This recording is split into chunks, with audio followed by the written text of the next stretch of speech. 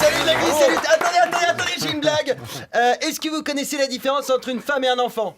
Bah oui. 20 ans de tôle. Allez, c'est rigolé.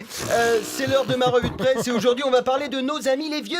C'est ma chronique troisième âge. Jingle.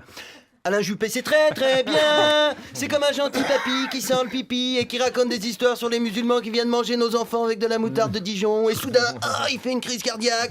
Sauf que malheureusement, Alain Juppé, il fait pas trop des crises cardiaques.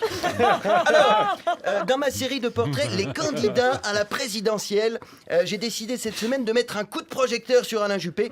Même si dans l'absolu, je vous avoue que j'aurais préféré mettre un coup de projecteur dans Alain Juppé. Alors, Alain Juppé, pour ceux qui ne voient pas, c'est le candidat de droite à qui il reste autant de cheveux que d'années à vivre.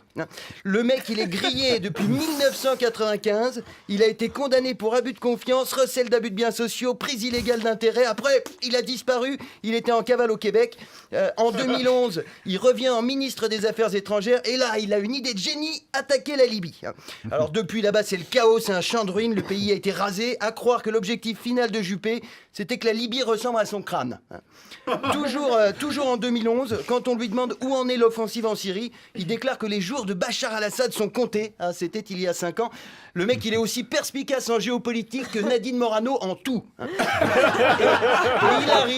il arrive tranquille en se disant « Tiens, je serais pas mal en président de la République. » Ceci dit, ce serait marrant d'avoir un repris de justice comme président. C'est la classe. En fait, Alain Juppé, c'est un gangsta. Après sa condamnation, il s'est mis à la muscu, mais ça ne se voit pas trop, parce que c'est hyper difficile de muscler les os. Je suis sûr qu'il a un tatouage sur le torse. Enfin, vu comment sa peau pendouille, il doit plutôt avoir un torse sur le tatouage.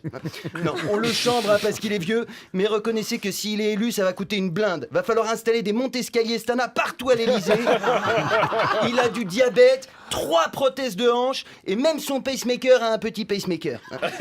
C'est lui le trou de la sécu. Il a un dossier médical aussi épais que son casier judiciaire. Moi, je ne comprends plus.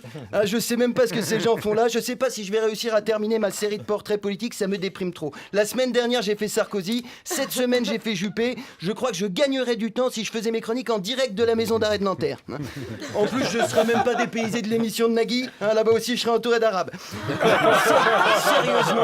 Sérieusement, où est-ce que ça a merdé pour qu'on se retrouve avec des candidats comme ça?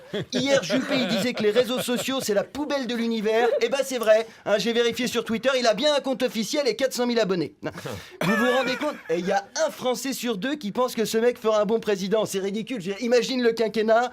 Premier jour, passation de pouvoir entre Hollande et Juppé. Deuxième jour, zut, il faut refaire les élections. Alain est mort en trébuchant sur son torse.